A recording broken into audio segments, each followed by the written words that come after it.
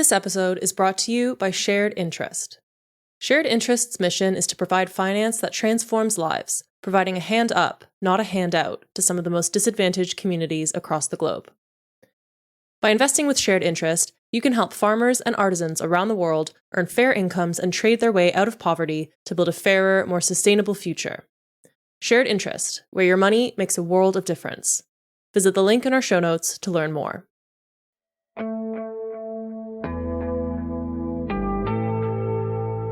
Hello, my name is Kiran Gupta, and I'm a New Internationalist co-owner based in Los Angeles. As an Irish person who has also lived in the UK and the US, I've been thrilled to see Kneecap's global success, their ambassadorship of the Irish language, and the debate they've been raising. I enjoyed how today's long read delves into the cultural, political, and historical context that gave birth to the band, and how the response to Kneecap also places a clear lens on how Britain in particular is responding to the genocide in Gaza. I think our stories unite us. Thanks for listening to this podcast. If you like what you hear, please leave us a review. It really helps other people to find us and to hear our stories. Now on to the long read.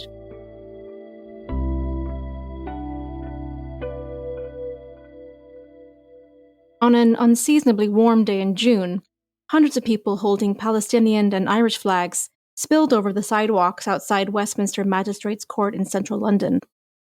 The crowd had gathered in support of Liam O'Gohany, the 27-year-old member of Irish-language hip-hop group Kneecap, charged by the British government with a terror offence for holding up a flag from the Lebanese militant group Hezbollah at a concert last year. Regular court reporters said they'd never seen crowds like it, even when Julian Assange was on trial. Among the throngs were some high-profile supporters from the worlds of music and politics. Musician Paul Weller and filmmaker Jim Sheridan rubbed shoulders with Sinn Féin Westminster MPs John Finucane and Paul Maskey.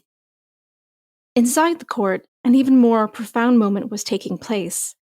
O'Hany, who performs under the stage name Mochara, Irish for my friend, sat alone on the dock before an English magistrate as pro-Palestine chants echoed from the streets outside.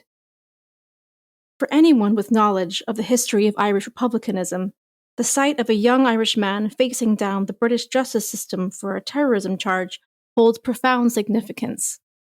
But unlike the Republicans of the 1970s, O'Hany did not turn his back on the judge or refuse to recognize the court.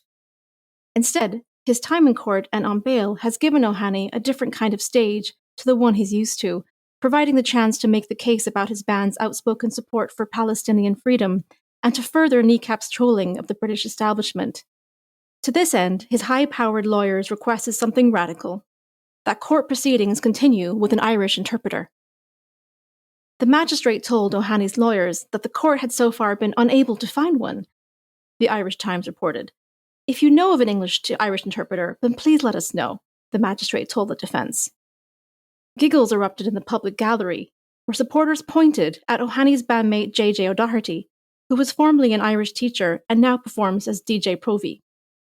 In Kneecap, the feature-length, though fictionalized biopic of the band, O'Doherty is introduced to the band's other member, Nisha O'Carolan, known as Mowgli Bap on stage, when he demands an Irish interpreter in a police interview. This was life imitating art. The magistrate promised to locate an Irish interpreter for future hearings, and O'Hany was released on bail, just in time to play Glastonbury Festival. This scene sums up the contradictory threads at play here. Kneecap are a satirical band who mostly rap about taking drugs and getting into trouble with the police for misdemeanors. They've described their onstage personas as exaggerated characters. Yet the British government has failed miserably, time and again, to understand the joke that is being played at its expense.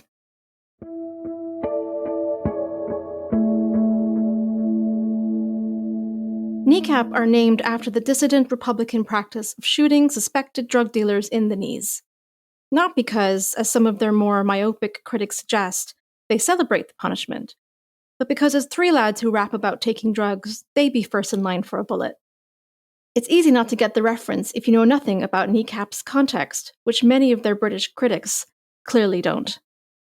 But understanding the context from which they emerge, in terms of language politics, the political policing of terrorism, and the symbolic power of flags and symbols, is essential to understanding the importance of this case.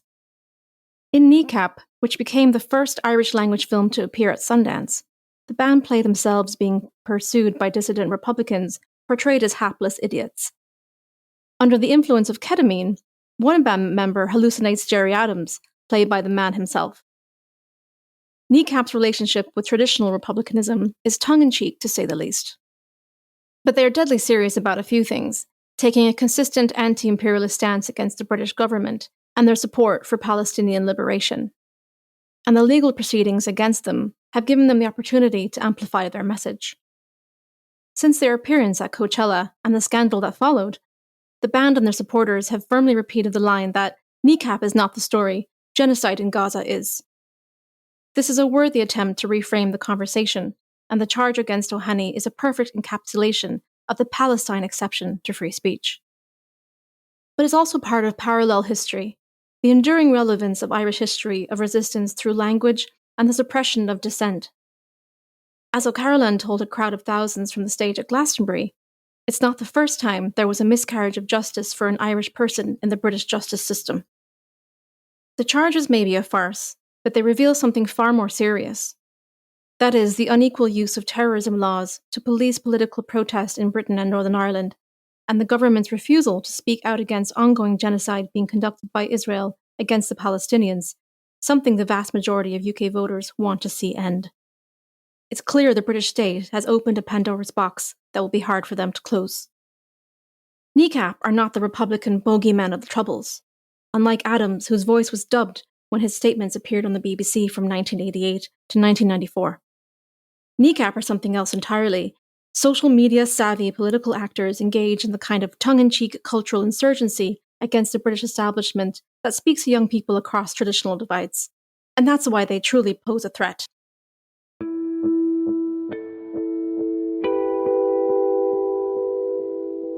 Kneecap are perhaps best known for their pioneering use of the Irish language in their music and acting.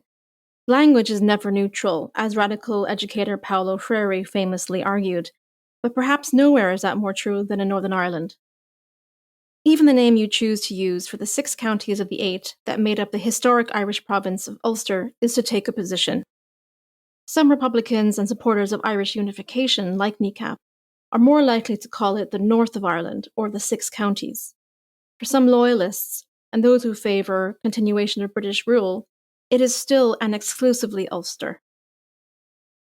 Irish is a Celtic language far older than English, emerging in Ireland around 300 BCE.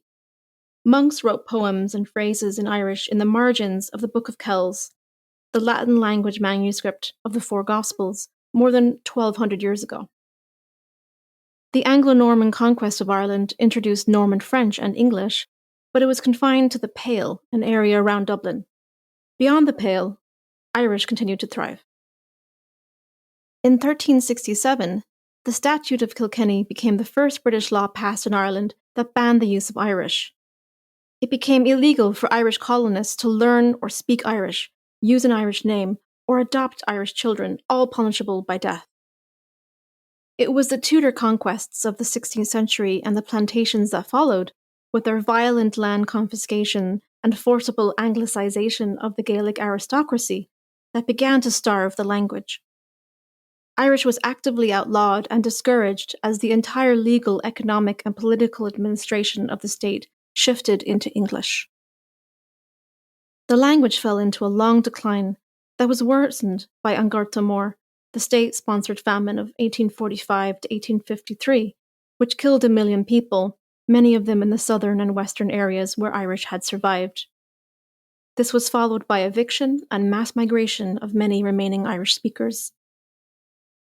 It must have seemed likely that Irish would be consigned to history's long list of dead or murdered languages. However, the Gaelic revival movement of the 19th century led to a resurgence of interest in not only language but Irish music, customs, folklore, and sports as part of a wider nationalist renaissance. Leaders of the revival movement included Padraig MacPiarish, Patrick Pearse, who would later be murdered by a British firing squad for his role in the Easter Rising of 1916. It was Pearse who famously said, "Tír gan teanga, tír gan anam. A country without a language is a country without a soul."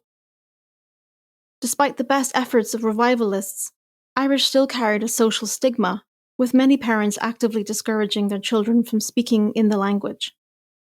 In 19th century Irish schools, children faced the prospect of the bata scór, a tally stick tied around their necks with a string, on which teachers would cut a notch each time the child spoke Irish.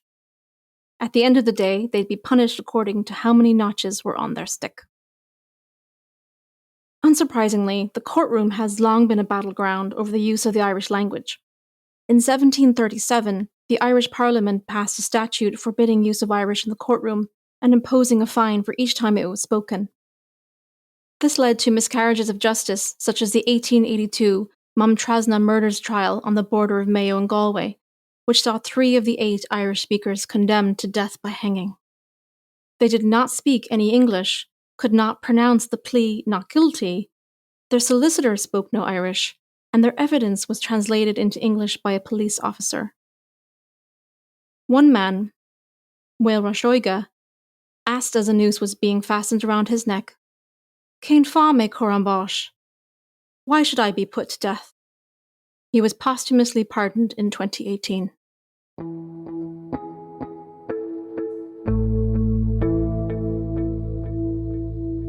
Following the establishment of the Irish Free State in 1921, the new Irish government officially recognised the Gaeltacht, or Irish-speaking areas of the country, and took steps to protect the language. For those in the 6 counties that became Northern Ireland, still part of Britain, the language was left without any institutional support. Irish became increasingly significant to the Republican movement throughout the Troubles. During the 1970s and 1980s, members of Republican groups interned by the British in the infamous Long Kesh prison or HMP Maze learned Irish as a form of communication their guards could not understand. The cells became an Irish language university, giving rise to Gaeltacht, a version of the language spoken among prisoners and ex-prisoners. In urban areas, the language was kept alive by generations of dedicated language activists, among them Garrod O'Carolan, an Irish language journalist and performer, and the late father of Kneecap member Naoise O'Carolan. It was in Kneecap's home of West Belfast that a group of families first set up a cooperative housing project that aimed to become the first urban Gaeltacht in 1969. Today, West Belfast Gaeltacht Quarter is home to Irish language schools, sport teams, theatre, social centres, pubs, and festivals. It is this context from which the band emerge. There can be nothing neutral about a language that has survived and been carried through such a violent historical context. The fight over language rights has led to years of political deadlock and stormont, with parties on each side of the issue using it as a stick to beat the other. A more cynical view of Republican political party Sinn Féin's support of language rights, such as their years-long push for an Irish Language Act that would give the language an equal status with English in Northern Ireland, suggests that the issue has been used to stoke their base while selling out on any kind of radical economic agenda that would truly address the issues Kneecap highlight across Northern Irish communities: poverty, housing, and mental health. Equally, the lack of a political solution to these issues means there's a danger that any language-based political movements could attract more xenophobic and ultra-nationalist elements of the kind that fueled anti-immigrant incidents in both the Republic and Northern Ireland over the last year. Kneecap themselves have consistently pushed back against narrow conceptions of Irish and who the language belongs to. Language isn't one philosophy or one ideology. Language is a wide spectrum of people speaking it, and that's the way it should be, O'Carolan said last year. Nobody can gatekeep language. Nobody can say what way you should speak it or who should speak it. Anybody can speak it. The law against the use of Irish in Northern Ireland's courts was only repealed in March this year.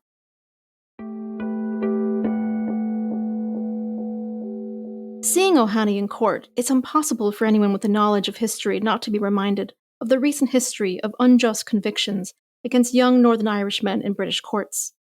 Those like the Birmingham Six, a group of Northern Irishmen sentenced to life imprisonment in 1975 for a set of bombings attributed to the Provisional Irish Republican Army.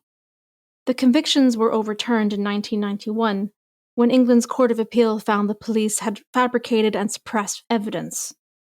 The men said they were beaten in police custody and interrogated for 12 hours at a time. It also brings to mind the Guildford 4 and Maguire 7, two groups of mostly young Northern Irish men and women convicted in the same year as the Birmingham 6, also accused of carrying out bombings on the British mainland. They said they gave false confessions after brutal police interrogations. Those convictions were also later overturned, but not before one man, Giuseppe Conlon, died in prison. None of those responsible for these false convictions have been held accountable. Many of the judges and investigators involved were in fact promoted and continued to serve in Britain's criminal justice system. The imperial boomerang, a concept first articulated by anti-colonial theorist Aimé Césaire, suggests that repressive policies and atrocities enacted by a government on their colonies will eventually find their way home to be used against their own people. The British Empire, whose first colony was its neighbour Ireland, has long had a convenient testing ground for its more brutal methods of counterinsurgency. It was in Northern Ireland that the British developed the 5 techniques of interrogation, today widely understood to be torture. These were first used in 1971 as part of Operation Demetrius, the mass arrest and internment of men accused of involvement with the Provisional IRA. 14 of them, who later became known as the Hooded Men, said they were subjected to all 5 techniques while in custody. They describe having their heads covered at all times with a hood, being subject to beatings, stress positions, and noise torture, and being deprived of food, drink, and sleep. This extreme use of torture against Irish internees was sanctioned at the highest levels of the British government. These advanced interrogation methods helped shape the torture playbook used by the US in Abu Ghraib and Guantanamo Bay, and similar methods have been detailed by Palestinian prisoners held by the Israeli government without charge since the beginning of the current genocide in Gaza. The Hooded Men have still not seen justice for their ordeal. Unlike Kneecap, the British government does not have a sense of humour about itself or its history. Britain has long misused terrorism laws on its own soil against Irish Republicans while conveniently overlooking the crimes of loyalists, which it saw as useful, if unpleasant, allies in its attempts to pacify the North. We can draw a line through history from the policing of internal dissent against British colonial interests to today's ludicrous use of terrorism law to proscribe Direct Action Group Palestine Action. Whilst terrorism charges were levelled against Ohani in late June, the government simultaneously targeted Palestine Action, whose activists have staged occupations of an Elbit Systems-owned drone factory in Leicester, spray-painted Free Palestine on the British head office of weapons company Leonardo SPA in Piccadilly, and broken into Breeze Norton, an RAF airbase in Oxfordshire on e-scooters, spraying red paint into the engines of 2 planes. It was this final embarrassing event, should it be that easy to break into an RAF base, that seems to have prompted Britain's Home Secretary Yvette Cooper to ban the group under the Terrorism Act. Being a member of Palestine Action is now punishable by up to 14 years in prison. Expressing support for the group is also illegal. The case brings to mind the Fairford Five, who in 2003 broke into an RAF base in Gloucestershire and damaged planes in protest against British involvement in the Iraq War. In court, it was argued that, because the activists aimed to prevent greater crimes caused by the war, their criminal actions were morally and legally justified. Among the barristers behind their defence was young human rights lawyer Keir Starmer. Now knighted for his services to the establishment, he is overseeing the repression of Palestine Action, against everything he might have once defended. This is more than a man caught in the machinations of maintaining power. It's the kind of pure hypocrisy that critics of the British government like Kneecap have been calling out all along.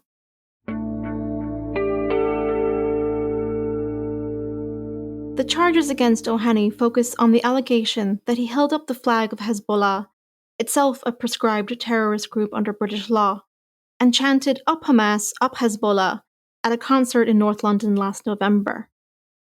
Footage of the alleged incident was unearthed on social media by pro-Israel groups following Kneecap's unapologetic and outspoken support for Palestinian human rights on the global stage at Coachella Festival in the US. Kneecap denied the allegations, writing in a statement that they do not, have never, supported Hamas or Hezbollah, and calling the charges an attempt to manufacture moral hysteria.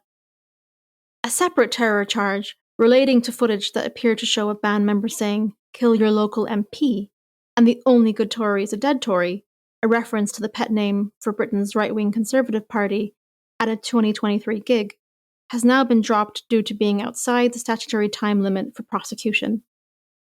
While such comments may be distasteful, especially given the recent assassinations of Labour and Conservative MPs Joe Cox and David Amess, this kind of trigger-happy prosecution is laughable given the political history of British culture.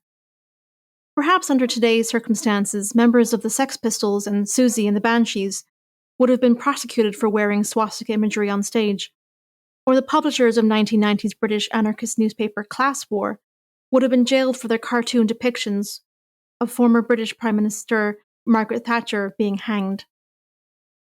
Incidentally, one senior Tory called for a police investigation into best-selling writer Hilary Mantel after she published a story called "The Assassination of Margaret Thatcher" in 2014, a year after the ex-PM's death from natural causes, but he was, of course, ignored. That a flag is at the centre of the charges against O'Hany seems particularly significant given the band's origins in West Belfast. Battles over flags in Northern Ireland have for decades been a proxy for sectarian divides and complex community allegiances. A 1954 law ordered the Royal Ulster Constabulary, RUC, to remove any emblem likely to lead to a breach of the peace. The Union Jack was, of course, exempt. The Irish tricolour flag was the police's main target. In 1964, RUC officers beat up Republican protesters in the streets of West Belfast as they removed an Irish flag from a local campaign office in what became known as the Tricolour Riots. The act was repealed only in 1987. Flags have remained a live political issue even since the Good Friday Agreement, with Republican areas in West Belfast continuing to fly the tricolour alongside Cuban and Palestinian flags. In loyalist neighbourhoods, the Ulster banners fluttered alongside Israeli flags, and most significantly, the flags of a number of proscribed terrorist groups, such as the Ulster Defence Association, UDA, and the Ulster Volunteer Force, UVF, loyalist paramilitaries who carried out extrajudicial murders of Catholics with the explicit support of the British government. The same government are now bent on prosecuting O'Hany for holding up a flag passed to him by a crowd member at a gig. Such irony appears to be lost on British politicians who should know better. This is the political context that birthed Kneecap. The Troubles are not an abstract concept to them, even though they are ceasefire babies who grew up in the shadow of the peace process. The past is not dead in Ireland, to paraphrase William Faulkner. It isn't even past. While the band may refer to themselves as Republican Hoods and their fans as Fenians, in both cases repurposing slurs that have been used against Irish Catholics, their relationship to the history of nationalism is complex.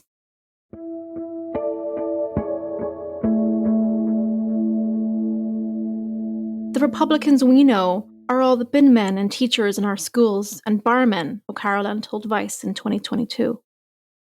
These people who were poor, working-class people who wanted to join a cause, we can't look back at that time and question the options they chose.